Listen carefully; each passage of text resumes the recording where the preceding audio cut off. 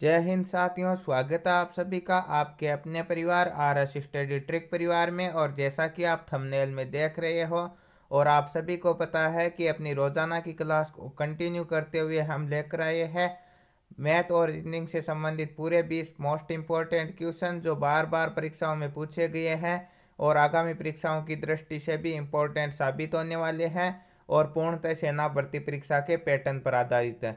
यह सीरीज आपकी पार्ट दर part continue चलती है, जिसके 45 पेपर कंप्लीट कर चुके हैं और आगे भी ये रोजाना चलती रहेगी। तो रोजाना अपनी तैयारी का आकलन करने के लिए चैनल को सब्सक्राइब कर लीजिए और नोटिफिकेशन बेल को भी ऑन कर लीजिए ताकि आने वाले वीडियो की पल पल की अपडेट आप तक समय पर पहुंचती रहे। साथ ही इन सभी की पीडीएफ फाइल और अनेक प्रकार के नोट्स प्राप्त करने के लिए आज ही हमारे टेलीग्राम चैनल को ज्वाइन कर लीजिए, जिसका लिंक डिस्क्रिप्शन में दिया गया है। इसके अलावा यदि आप राम सिंह यादव की पुस्तक के पूरे 50 पेपर और हेराल्ड पुस्तक के पूरे 50 पेपर देखना चाहते हो तो वो भी हमारे द्वारा करवाए गए हैं और उनकी प्लेलिस्ट का लिंक भी डिस्क्रिप्शन में दिया गया है, या फिर आप चैनल पर जाकर सीधे प्लेलिस्ट चेक कर सकते हो, वहाँ पर भी आपको मिल जाएगी। तो चलते हैं आज के पहले क्वेश्चन की ओर। पहले 15 क्वेश्चन आपके गणित के होंगे और उसके बाद के 5 क्वेश्चन रीजनिंग के होने वाले हैं। तो आज का पहला क्वेश्चन गणित का आपकी स्क्रीन पर आपके सामने दिया गया है। 20 कर्मचारी एक कार्य को 30 दिन में पूरा करते हैं। 5 कर्मचारियों को कितने दिन के बाद कार्य छोड़ देना चाहिए जिससे कि कार्य 35 दिनों में पूरा हो जाएगा। तो 20 कर्मचारियों के लिए एक कार्य कितने दिनों का? 30 दिनों का। अब हमें यह पता नहीं है कि कितने दिन बाद की बात कर रहा है, तो हमारे पास क्या है, एक फॉर्मूला MWT का। ठीक है, मेन वर्क टाइम। ठीक है, टाइम हमें पता नहीं है तो टाइम मान लेते हैं x हो गया। ठीक है, और वर्क एक काम है और आदमी कितने हैं? 20 है। अब ये बोल रहा है कि 5 कर्मचारी छोड़ने चाहिए, तो 20 में से 5 काम छोड़ देंगे तो कितने बचेंगे? 15। और टाइम कितना लगेगा? 35 दिन का। मतलब पहले 30 लग रहा था, 35, 5 दिन एक्स्ट्रा लग रहा है, तो x प्लस 5 लिख देंगे और वही एक काम। अब आपको क्या करना होगा? इस वी शेप में गुणा करना होगा। तो इधर क्या आ जाएगा? 20x बराबर क्या आ जाएगा? 15 इंटू एक्स प्लस 5, तो 15x प्लस 15 बचे 75। ये 15 इधर पक्षांतरण कर देंगे तो माइनस का 20 में से 15 घटेगा, 5x बराबर 75। तो x बराबर कितना हो जाएगा? 15। तो 15 दिन तक काम करेगा। तो 30 में से 15 दिन तक काम करेंगे तो कितने दिनों बाद छोड़ देंगे? 15 दिन बाद में ही छोड़ देंगे। ऑप्शन ए में 15 है तो ऑप्शन ए इसका राइट आंसर हो जाएगा। चलते हैं नेक्स्ट क्वेश्चन की ओर। नेक्स्ट क्वेश्चन आपकी स्क्रीन पर आपके सामने दिया गया। पिता और पुत्र की आयु क्रमशः 41 वर्ष और 16 वर्ष है। पिता की उम्र 41 वर्ष है और पुत्र की 16 वर्ष है। कितने वर्षों के बाद पिता की आयु पुत्र की दोगुनी होगी? मतलब पुत्र की यदि 1 होगी तो पिता की 2 होगी। तो ये क्या हो गया? अनुपात हो गया 1:2। अब उम्र में एक चीज निश्चित होती है। क्या निश्चित होती है? उसका अंतर निश्चित होगा।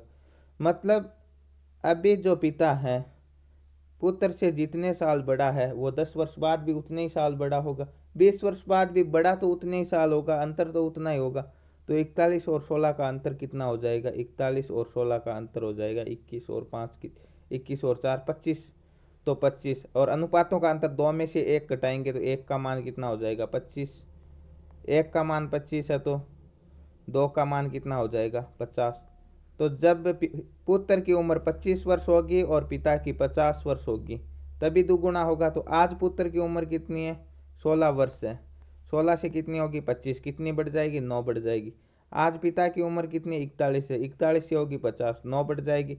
तो हम कह सकते हैं 9 वर्ष बाद पिता की आयु पुत्र की आयु की दोगुनी होगी। ऑप्शन नंबर ए में 9 है तो ऑप्शन नंबर ए राइट हो जाएगा। आशा है ये क्वेश्चन भी आपके आसानी से समझ में आ गया है। नेक्स्ट क्वेश्चन की ओर बढ़ते हैं। नेक्स्ट क्वेश्चन आपकी स्क्रीन पर आपके सामने। दो संख्याओं का अनुपात 9:16 है और उनका महत्तम समापवर्तक अर्थात HCF 34 है। इन दो संख्याओं का लघुत्तम समापवर्ती ज्ञात। जब दो संख्याओं का अनुपात दिया गया और HCF दिया गया तो LCM किस प्रकार ज्ञात करते हैं? अनुपातों को गुणा करवा दो और फिर उसके HCF से गुणा करवा दो। 16 सॉरी, तो क्या आ जाएगा? LCM निकल कर आ जाएगा। किस प्रकार? 9 को 16 से गुणा करेंगे 144 और 144 इंटू 34 गुणा करेंगे कितना आएगा, 4 चौके 16। 1 मिनट यहाँ कर लेते हैं, 144 इंटू क्या कर देंगे 34, पहले 4 से करना, 4 चौके 16, 4 चौके 16 और 1 17, 4 और 1 5 इंटू 4 3 12, 4 3 12 और 1 13, 3 और 1 4, जोड़ लो 6 7 और 2 9, 5 और 3 8 और 4, 4896। जिस ऑप्शन में दिया गया वो इनका एलसीएम होगा और वो इस प्रश्न का राइट आंसर भी होगा। ऑप्शन बी में 4896, ऑप्शन बी इसका राइट आंसर होगा। नेक्स्ट क्वेश्चन, 26 लीटर मिश्रण में शराब और जल का अनुपात 7:6 है। यदि अनुपात 4.5:2 होना है तब मिलाई जाने वाली अतिरिक्त शराब की मात्रा है। मिश्रण कितना 26 लीटर है, अनुपात कितना 7:6, 7 और 6 13, 26 में भाग देना 13 का, तो 1 का मान कितना आ जाएगा 13 दूने 26, तो 7 का मान 7 दूने 14 और 6 का मान 6 दूने 12। तो हम कह सकते हैं 26 लीटर मिश्रण में 14 लीटर शराब है और 12 लीटर जल है। अब आगे अनुपात क्या होना चाहिए, 4.5:2, और क्या मिलाने, शराब मिलाने, जल नहीं मिलाना। तो जल अभी 12 है तो बाद में भी 12 ही होगा, और परंतु बाद में जल का अनुपात कितना हो जाएगा 2 हो जाएगा 6 की जगह, तो 2 का मान कितना आ जाएगा 12 आ जाएगा। ज्ञात क्या करना, शराब, शराब का अनुपात कितना हो जाएगा 4.5 हो जाएगा।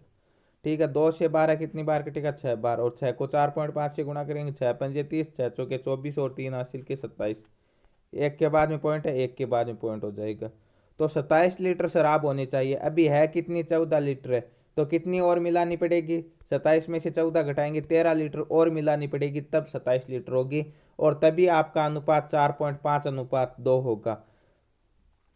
ऑप्शन ए में 13 है तो ऑप्शन ए राइट होगा यहाँ पे। नेक्स्ट क्वेश्चन की ओर बढ़ते हैं। नेक्स्ट क्वेश्चन आपकी स्क्रीन पर दिया गया है और सेना भर्ती परीक्षा में पूछा गया क्वेश्चन भी है। एक आयताकार क्षेत्र का क्षेत्रफल 12,500 वर्ग मीटर है जिसकी लंबाई 125 मीटर है, तो चौड़ाई ज्ञात करो। आयत के क्षेत्रफल का सूत्र होता है लंबाई इंटू चौड़ाई। ठीक है, तो लंबाई दी गई है 125 मीटर और चौड़ाई हमें ज्ञात करनी है, बराबर क्षेत्रफल दिया गया 12,500 मीटर वर्ग मीटर। ठीक है, 125 चौड़ाई के गुणा में पक्षांतरण कर देंगे तो भाग में, तो 125 से 125 एक बार, 2 जीरो है तो 2 जीरो उतार देंगे, 100 मीटर क्या होगी उस खेत की चौड़ाई होगी। ऑप्शन नंबर बी में 100 है, ऑप्शन बी इसका राइट आंसर होगा। नेक्स्ट क्वेश्चन, यदि 10 20 अक्स और 40 समानुपात में है तो अक्स का मान ज्ञात करो। समानुपात का मतलब 10:20 समानुपात अक्स अनुपात 40। ठीक है, अब इसका एक नियम होता है समानुपात का, क्या होता है, आंतरिक पदों का गुणनफल बराबर बाह्य पदों का गुणनफल। आंतरिक पद 20 और अक्स है तो 20 अक्स बराबर बाह्य पद क्या है 10 इंटू 40। ये 20 यहाँ पे गुणा में पक्षांतरण कर देंगे तो भाग में, 0 से 0 और 2 से 4 2 बार, 10 दूने 20, तो अक्स का मान भी कितना आएगा 20 आएगा। किस ऑप्शन में 20 है, ऑप्शन बी में 20 है, तो ऑप्शन बी इसका राइट आंसर होगा। नेक्स्ट क्वेश्चन, एक साइकिल की चाल 12 किलोमीटर प्रति घंटा है तो मीटर प्रति मिनट में ज्ञात। जब कोई चाल आपके किलोमीटर प्रति घंटा में है और उसे मीटर प्रति सेकंड में बदलना होता है तो हम क्या करते हैं, तो हम करते हैं 1000/3600 से गुणा, क्योंकि 1 किलोमीटर में 1000 मीटर होते हैं और 1 घंटे में 3600 सेकंड होती है, परंतु मीटर प्रति मिनट में ज्ञात करना तो 3600 की जगह क्या करना होगा, हमें केवल 60 का भाग देना होगा। यदि सेकंड पूछता 3600 का भाग देते, क्योंकि 1 घंटे में कितनी सेकंड होती है 3600 होती है, परंतु मिनट तो 60 ही होती है।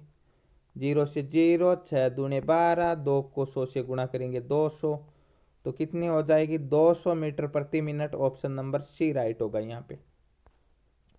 नेक्स्ट क्वेश्चन, 4 रुपये प्रति दर्जन के हिसाब से 18 केलों का मूल्य ज्ञात कीजिए। 4 रुपये प्रति दर्जन, एक दर्जन में कितने केले होते हैं 12, तो 12 केलों का मूल्य 4 रुपये है, तो 18 का ज्ञात करना है, तो 12 एक का कितना हो जाएगा 4/12 इंटू 18।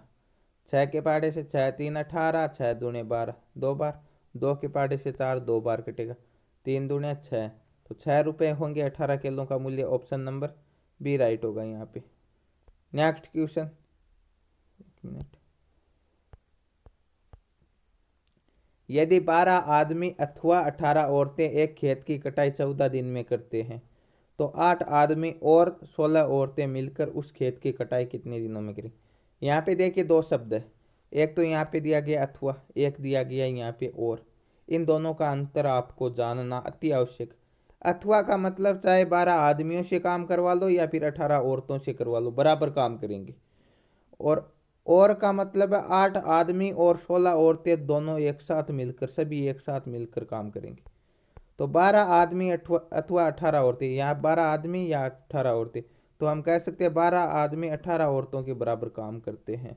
तो एक आदमी 18/12, इसे 6 के पार्टे से काटेंगे, 3/2 औरतों के बराबर काम करता है। अब हमें केवल यहाँ से पढ़ना है, 18 औरतें एक खेत की कटाई 14 दिनों में करती है, तो एक औरत 18 × 14। अब यहाँ पे जो आदमी उसे औरतों में बदल दो, एक आदमी 3/2 के बराबर करता है, तो 8 आदमी × 8 कर देंगे, 4 बार 4 3 12, तो 12 औरतें और 16 औरतें कितनी हो जाएगी, 28 औरतें कितने दिनों में करेगी। 14 एकम 14, 14 दूनी 28, 2 के पार्टे से 18, 9 बार, तो 8 आदमी और 16 औरतें, या फिर हम कह सकते हैं 28 औरतें उस काम को या उस खेत की कटाई को 9 दिनों में करेगी। ऑप्शन नंबर डी राइट होगा। नेक्स्ट क्वेश्चन, 5 छात्रों की लंबाई क्रमशः 30, 40, 50, 60 और 70 है, तो औसत लंबाई। जब संख्याएं क्रमागत सम हो और क्रमागत विषम हो, ऐसी स्थिति के लिए आपको बताया गया कि बीच वाली औसत होगी। और उसके साथ ही एक बात और ध्यान रखो, जब संख्याओं का अंतराल बराबर हो, चाहे 4 4 का हो, 5 5 का हो, 10 10 का हो, जैसे यहाँ पे 30 के बाद में 40, 40 के बाद में 50, 60, 70, 10 10 का अंतराल सभी में बराबर है, तो भी बीच की संख्या औसत होगी। तो यहाँ पे बीच की क्या होगी, 50, तो 50 इसका राइट आंसर हो जाएगा, ऑप्शन बी। आप जोड़कर इसमें भाग भी दे सकते हो 5 का, उत्तर 50 ही आएगा। नेक्स्ट क्वेश्चन, कितने प्रतिशत दर पर एक राशि 8 वर्ष में दोगुनी हो जाएगी। राशि क्या हो रही है, दोगुनी हो रही है। दोगुनी हो रही है तो 2 में से 1 कम, 1 बट्टे कितने वर्ष है, 8 वर्ष है, इंटू क्या कर देंगे 100, तो 8 का भाग देंगे 100 में, कितने बार, 12 8 96, 0.4 बचेंगे, 5 8 40, 12.5% की दर होगी। ऑप्शन नंबर ए राइट होगा यहाँ पे। नेक्स्ट क्वेश्चन, एक आदमी एक खिलौना 1000 रुपये में खरीद कर 50% लाभ पर बेचता है। क्रय मूल्य हमेशा कितना होता है, 100% होता है, और 50% का लाभ मतलब 150% उसका विक्रय मूल्य हो जाएगा। 0 से 0, 0 से 0, 100 को 15 से गुणा करेंगे, 1500 रुपये उसका विक्रय मूल्य होगा। ऑप्शन बी में, ऑप्शन बी इसका राइट आंसर भी होगा। 2 × 3 × 5 और 3 × 5 × 7 का एलसीएम ज्ञात करो। तो एलसीएम हमें ज्ञात करना है, तो एलसीएम क्या होगा, एलसीएम वह है जिसमें इन सभी का भाग जाता हो। तो इसमें क्या दिया गया, एलसीएम के लिए आपको क्या करना होगा, पहले इनमें देखना, 2 है × 3 है × 5 है, तो ये तो हो गए। अब इसमें से क्या काउंट हो गया, 3 हो गया और 5 हो गया, क्या बच गया, 7 हो गया, तो × 7, तो 2 × 3 × 5 × 7, ऑप्शन सी राइट होगा यहाँ पे। नेक्स्ट क्वेश्चन, गुणनखंड के अनुसार 4096 का वर्गमूल ज्ञात करो। देखिए ये नाम है ना, ये केवल और केवल आपको घुमाने के लिए दिया गया। अब आपके पेपर में कोई नहीं पूछेगा कि आपने गुणनखंड के अनुसार किया है या भागविधि के अनुसार किया है या कोई शॉर्ट ट्रिक लगा के किया है। कैसे भी करो, आपको वर्गमूल निकालना है और उसका उत्तर निकालना है। तो वर्गमूल की सबसे शॉर्ट ट्रिक क्या होगी, आपको देखना है, यहाँ पे इकाइकांक 6 है, तो 4 का वर्ग होता है 16, तो 4 का भी इकाइकांक 6 होता है, और 6 का 36 होता है, 6 का भी 6 होता है। एक अंक छोड़ना, 40 किसके नज़दीक होता है, 5 का 25, 6 का 36, 7 का 49, 49 40 से ज़्यादा होगा, तो 36 किसका, 6 का, तो या तो ये 64 का होगा या 66 का होगा। आपके ऑप्शन में इनमें से 64 दिया गया, 64 इसका राइट आंसर होगा। आप बोलोगे सर यदि दोनों दिए गए हो तो हम क्या करेंगे, दोनों दिए गए हो तो इनके बीच में क्या आता है, 65, 65 का निकालो। और 65 का ही क्यों निकालते हैं, क्योंकि इसका इकाइकांक क्या है, 5 है, और जिसका इकाइकांक 5 हो तो आगे क्या लिख दो, 5 के 5 से 25, और 6 से 1 अधिक क्या होता है, 6 और 1 होता है 7, 6 7 42, तो 4225 क्या होते हैं, 65 के होते हैं। तो 4225 से तो 4096 कम है, तो ये 64 का हो जाएगा। यदि यह अधिक होता तो 66 का होता, ऑप्शन बी राइट हो जाएगा यहाँ पे। नेक्स्ट क्वेश्चन और गणित का लास्ट क्वेश्चन, उसके बाद के 5 क्वेश्चन किसके होंगे, रीजनिंग के। 6/20 किसके बराबर हैं, तो जब भी भिन्न को प्रतिशत में बदलना हो तो 100 से गुणा करवा दो। 20 पंजे 100 और 6 पंजे 30% के बराबर हैं, ऑप्शन नंबर डी राइट होगा यहाँ पे। तो यह थे गणित के 15 मोस्ट इंपॉर्टेंट क्वेश्चन। अब 5 क्वेश्चन करने वाले हम रीजनिंग के। तो रीजनिंग का पहला क्वेश्चन आपकी स्क्रीन पर दिया गया। यदि 10 जनवरी 2004 को मंगलवार था तो 10 जनवरी 2005 को कौन सा वार होगा। देखिए, जब भी एक साधारण वर्ष होता है या सामान्य वर्ष होता है, उससे जैसे ही हम अगले वर्ष में जाते हैं तो एक दिन बढ़ाते, क्योंकि सामान्य वर्ष का पहला दिन और अंतिम दिन समान होता है। यदि 1 जनवरी को मंगलवार है तो 31 दिसंबर को भी क्या होगा, मंगलवार ही होगा। तो इसीलिए 1 जनवरी अगले वर्ष में जाने के लिए क्या हो जाएगा, बुधवार हो जाएगा। परंतु यदि लीप वर्ष हो तो 2 दिन बढ़ाएंगे, क्योंकि लीप वर्ष के पहले दिन और अंतिम दिन में 1 दिन का अंतर होता है, तो 2 दिन बढ़ाना पड़ता है। तो 10 जनवरी 2004 को मंगलवार था तो 10 जनवरी 2005 को कौन सा वार होगा। यदि ये सामान्य वर्ष होता तो मंगलवार के बाद में कौन सा वार हो जाता, बुधवार हो जाता। परंतु 2004 क्या है, एक लीप वर्ष है। क्यों है, क्योंकि 2004 में 4 का पूरा पूरा भाग जाता है, और इसमें पूरा पूरा भाग जाने का मतलब है कि ये लीप वर्ष है। और लीप वर्ष से अगले में जाने के लिए क्या होना चाहिए, बुधवार के बाद में 1 दिन और बढ़ाना, 2 दिन बढ़ाना, तो गुरुवार हो जाएगा। तो 10 जनवरी 2005 को कौन सा बार होगा, गुरुवार होगा। ऑप्शन बी में गुरुवार है, ऑप्शन बी इसका राइट आंसर होगा। छाता धूप, तो ओजोन का संबंध किससे होगा। तो छाता हमारी किससे रक्षा करता है, धूप से। तो ओजोन किससे रक्षा करती है, ओजोन सूर्य से आने वाली हानिकारक पराबैंगनी किरणों से हमारी रक्षा करती है, ऑप्शन सी राइट होगा यहाँ पे। नेक्स्ट क्वेश्चन, किसी कोड में FARMER फार्मर को REMRAF के रूप में लिखा जाता है, तो GIVALAL को किस रूप में लिखा जाएगा। देखिए, ये शब्द है एक FARMER, इसे लिखा REM, यानी उल्टा लिखा REM, फिर लिखा RAF, पूरा उल्टा कर दिया। तो इसे भी हमें उल्टा करना, इधर से शुरू करना, क्या है, L फिर E फिर L फिर A फिर V फिर I फिर G। किस ऑप्शन में दिया गया, LELAVIG, ऑप्शन सी में है, ऑप्शन सी इसका राइट आंसर होगा। नेक्स्ट क्वेश्चन, 17, 21, 23, 27, 29, 33, 35, 39 आगे की संख्या आपको याद करनी है, एक सीरीज दी गई है। तो 17 और 4 21, 21 और 2 23, 23 और 4 27, 27 और 2 29, 29 और 4 33, 33 और 2 35, 35 और 4 39। मतलब एक बार 4 बढ़ा रहा है, एक बार 2, 4 2 4 2 4 2, यही सीक्वेंस चल रहा। पहले 4 बढ़ाए, फिर 2, फिर 4, फिर 2, फिर 4, फिर 2। अब 4 बढ़ाए, 35 और 4 39, तो 39 और 2 कौन हो गए, 41। ऑप्शन ए में, ऑप्शन ए इसका राइट आंसर होगा। नेक्स्ट क्वेश्चन और आज का लास्ट क्वेश्चन, यदि बी की माता ए की माता की पुत्री है तो ए का बी से क्या नाता है। तो बी की माता क्या, ए की माता की पुत्री। तो ए की माता की पुत्री कौन हो गई, ए की बहन हो गई। जो भी पुत्री है वो क्या हो गई, ए की बहन हो गई, ठीक है। और वो क्या है, बी की माता है। तो ए क्या हो गया, बी की माता का भाई हो गया, और माता का भाई कौन होता है, मामा होता है। तो ए का बी से क्या नाता, ए बी का मामा, ऑप्शन बी राइट हो जाएगा। तो ये थे आज के वीडियो के पूरे 20 मोस्ट इंपॉर्टेंट क्वेश्चन। आशा है आपके आसानी से सभी प्रश्न समझ में आए हैं। और आपको ये क्वेश्चन कैसे लग रहे हैं ये कमेंट बॉक्स में कमेंट करके बताना, और यह भी बताना कि 20 में से आपको पहले से कितने आ रहे थे। तो मिलते हैं नेक्स्ट पार्ट में, तब तक के लिए जय हिंद जय भारत।